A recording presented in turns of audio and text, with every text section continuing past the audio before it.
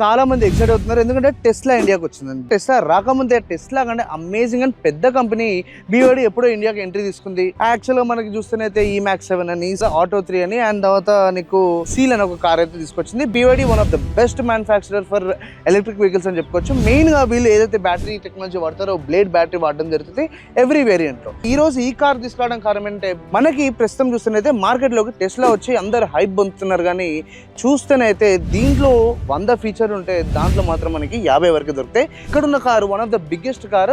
To be very frank కాదు, numbers చెప్తున్నాయి, చూస్తే అర్థమైపోతుంది.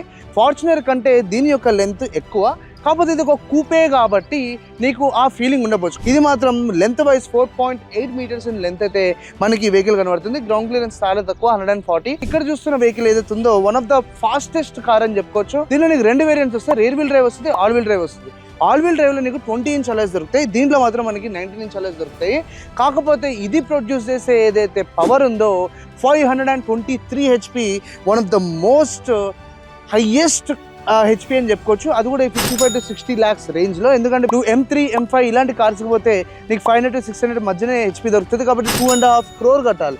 లేదు నాకు ఆ పవర్ లెస్ దెన్ 1 crore కావాలనుకుంటే you can always choose BYD Sea Lion 7.